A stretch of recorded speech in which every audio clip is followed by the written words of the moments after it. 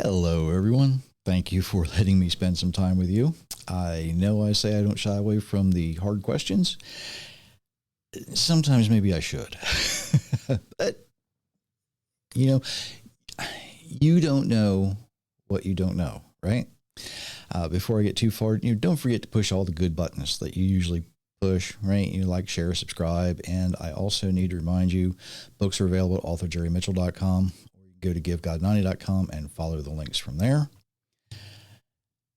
I've been getting more than a few questions about polygamy, marrying more than one person, taking on more than one wife. And it always is taking on more than one wife, not taking on more than one husband. Although I have met a couple of women who probably need an entire army to work to keep them in the lifestyle they would like to become accustomed to, right? I know a few men like that too. But anyway, let's dive into something because it seems to circle around more than it should. Polygamy is having more than one wife, right? It's pretty simple. It's different than bigamy, which is the offense of marrying more than one person at a time. That can go either way. The difference is subtle, it's technical, but there's a difference, all right? The people who promote polygamy, well, they're going to say, well, it's okay in the Bible. Well, yeah, they're kind of correct. Where they make their error, though, is the way it's practiced, how it was done, the way our Creator chose to manage it while the mixed multitude were at Mount Sinai. That's where we get the instructions for it. And then, of course, we have the strict Christian evangelist who will say, marriage is between one man and one woman. And they look to Genesis 2:24. For this reason, a man will leave his father and mother and be united with his wife, and they will become one flesh. Now, before sin and death entered the world, that was also indeed correct, a structure that our Creator established. However, in the fallen world that we live in, filled with sin and death, mankind took it upon itself to modify the arrangement. Our Creator looked down and he says, I've got to manage this the best way I can. And he did.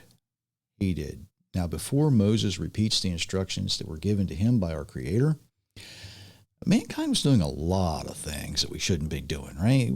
A lot of things that today we would find offensive because there was no moral law established as we know it today. Believe it or not, secular, atheist, the moral law you get comes from the Bible. It's that simple. Today we might consider marrying someone from our own family forbidden, with good reason. But very early in history, there wouldn't have been much of a choice, right? Cain, for instance, where'd his wife come from? It was one of his sisters because he didn't have a choice other than to marry another daughter of Adam. It's that simple. Adam had many, many children, sons and daughters. He didn't have a choice. We hear it and we kind of cringe a little bit because it doesn't set real comfortable with us. Think about very early post-flood. Noah and his sons get off the ark. They were the only people around. If you want to raise a family and have children, who are you going to go to? Who are you going to marry?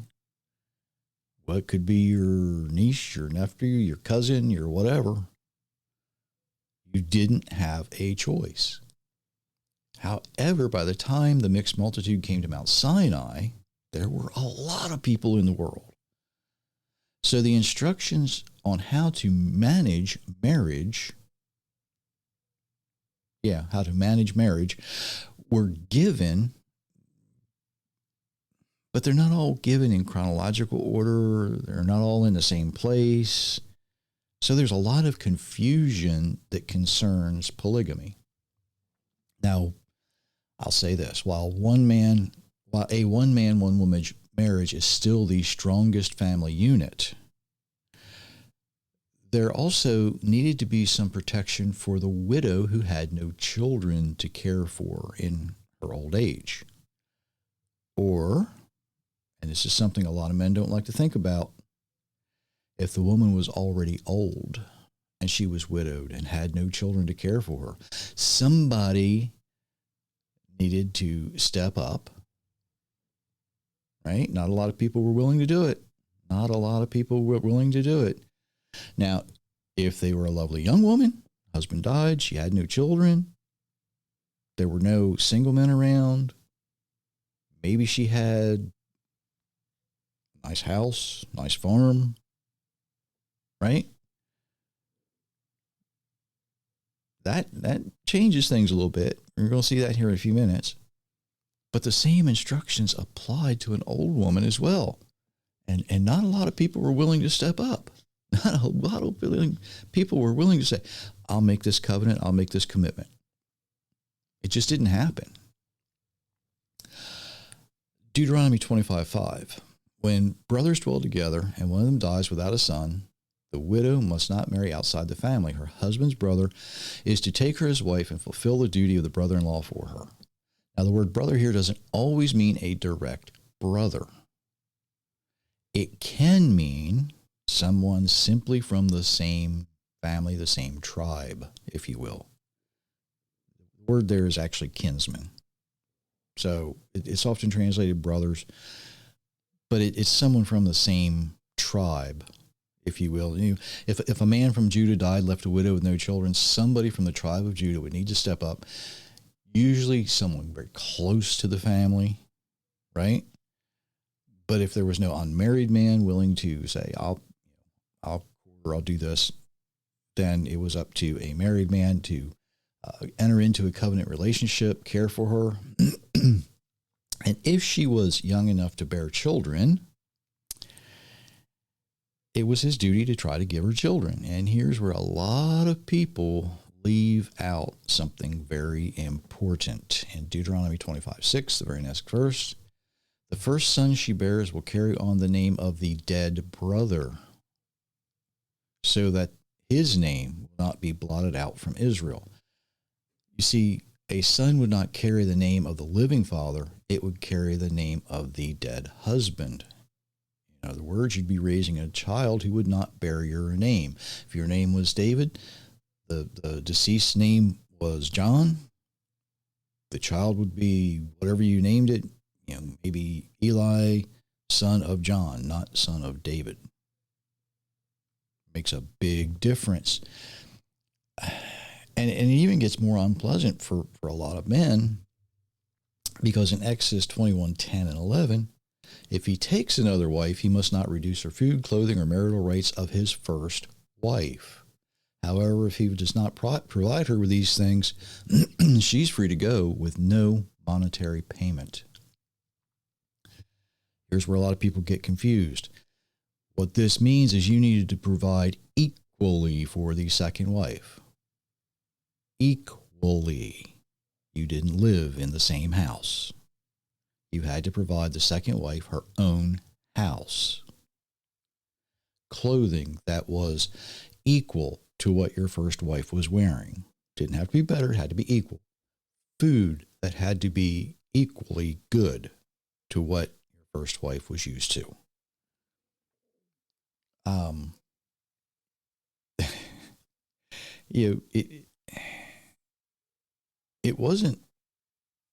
It isn't practiced then the way a lot of people want to practice it today. It was intentionally something of a burden to have a second wife. Now,